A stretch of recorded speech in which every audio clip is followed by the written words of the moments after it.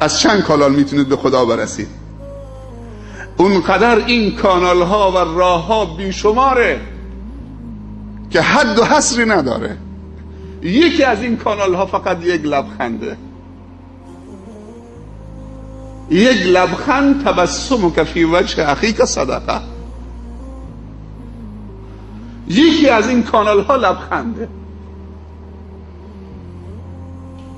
تبسمک فی وجه اخیک صدقه. یه لبخند یک صدقه است، یک کانالی برای رسیدن به خداوند. خداوند 99 تا اسم داره، یعنی 99 کانال برای رسیدن به خدا.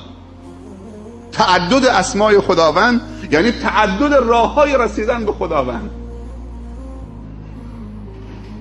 از هر کانالی میتونی وارد بشی، از کانال الرحمن، از کانال الرحیم، از کانال الکریم. میگه تو بده تا من بدم، تو رحم بکن تا من رحم بکنم، تو ای پوشی بکن تا من ای پوشی بکنم، تو ستر بکن من ستر میکنم.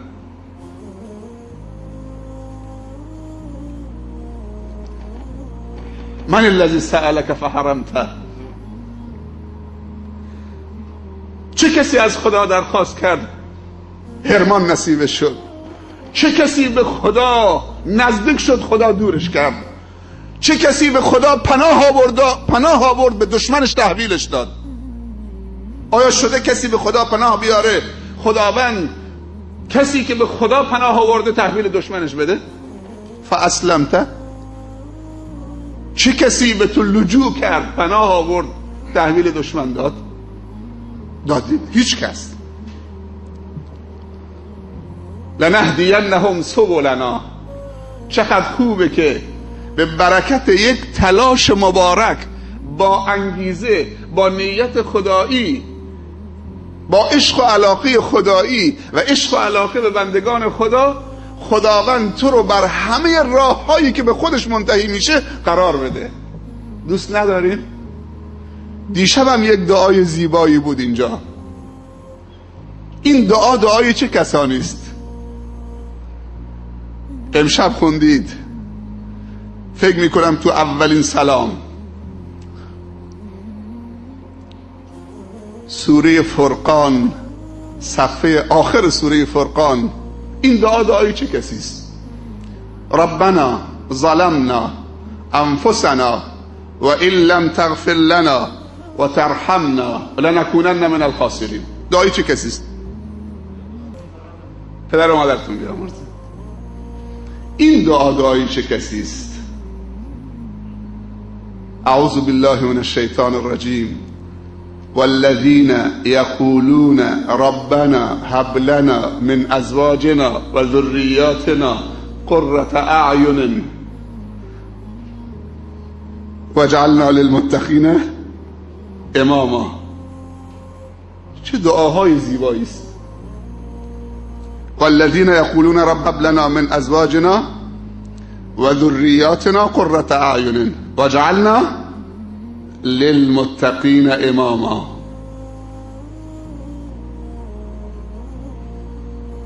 واقعا دعای زیبایی است. از خدا میطلبه که از همسرش لذت ببره، لذت روحانی و معنوی ببره. ای خدایا همسر منو سبب چشروشنی و آرامش و سکونت و برکت و توسعه و خیر و ایمان و اخلاق و توحید و هدایت در زندگی من برای من قرار بده، به عنوان یک سرمایه‌ای که بهش تکیه بزنم. باید از کی طلبید؟ و ذریاتنا قرة اعین. چشمم روشن بکنه وقتی به ذریم نگاه میکنم.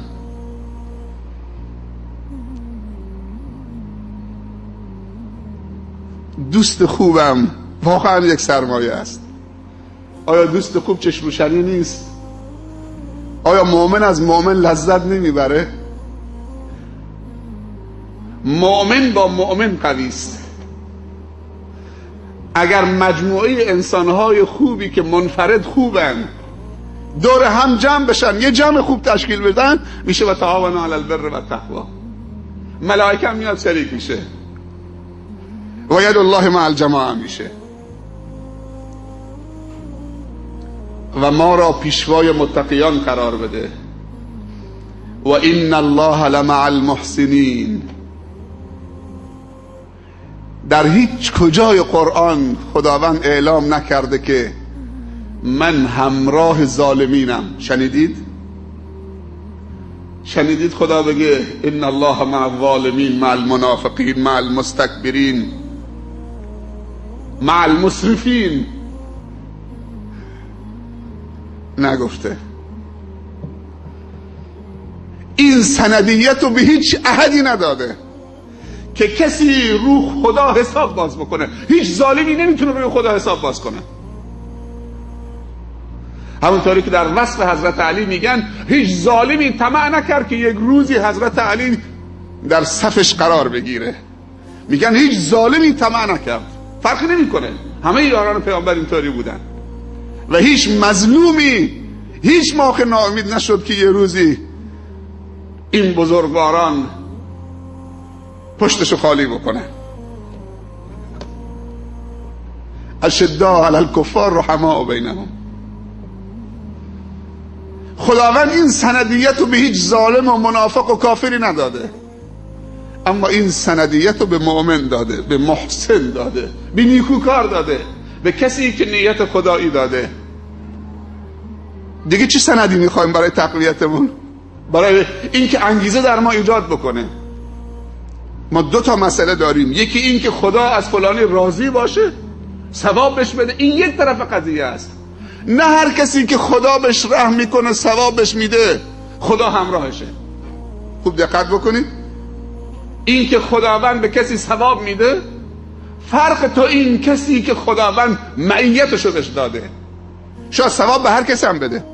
هر انسان خوبی که امر به معروف و نهی از منکر هم نمیکنه خدا ثواب بهش میده. هر کسی نماز شخصی خودش خوند خدا بهش ثواب میده. هر کسی تو خونش تلاوت قرآن کرد خدا بهش ثواب میده. هر کسی روزه پنجشنبه دوشنبه گرفت خدا ثواب بهش میده. هر کسی تسبیح دستش گرفت تو خانه نشست ذکر کرد 1000 بار 10,000 بار خدا بهش ثواب میده. اما معیت نداره. معیت فقط برای دعوتگرانه. معیت خدا فقط برای کسانی است که برای بندگان خدا قدم برمیدارن.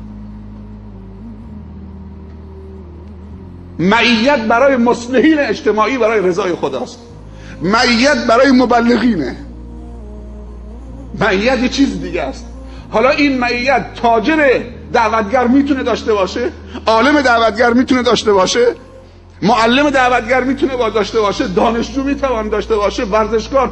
هر کسی در جامعه برای رشد بندگان خدا در کنار مسائل و عبادت‌های شخصی خودش و فردی خودش داره تلاش میکنه موفقه. معیت خدا همراهشه. حضرت موسی وقتی به قوم بنی اسرائیل گفتن که به بنبست ما را آوردید، به بنبست ما را قرار دادید، گفت کلا ان معی ربی سیهدین. تمام شد و رفت. متردد نشید. کلا ان معی ربی. کلا کلمه زجره، توبیخه. دیگه این حرفا تکرار نکنید. ان معی ربی. نماز شخصی خوندن و عبادت شخصی کردن کافی نیست برای معیت خدا و سندیت خدا در زندگیت. فلانی کاری به خیر و شر جامعه نداره، خیلی آدم خوبیه. تعریف آدم خوب چیه؟ نماز 5 وقتش میخونه، روزه رمضانش میگیره، تلاوت بعد از نماز صبحش بود نمیشه، ذکر و دعاش بود نمیشه. خب اینا که هم مال خودشه. برای بندگان خدا چه کار کرده؟ اینا که همه خودشه، منتی نیست. کلا ان معی ربی. معیت فقط مال. حالا اگر معیت میخوای، ان تنصر الله ینصرکم. اون شد. و ما رمیت اذ رمیت ولکن الله رما. هر روز انسان میتونه با نیت خیر خدایی و نیت خیر برای بندگان خدا و قدم خیر خودشو به عنوان کانالی در اختیار خدا بده که خداوند خیرشو از اون کانال اون عبور بده، سرازیر جامعه بکنه. از این بهتر میشه که من و تو بشیم کانالی برای خدا که خداوند هدایت، توفیق، علم، دانش، تقوا، خوبی، خیر، انفاق از کانال ما عبور بده، به بندگانش برسانه.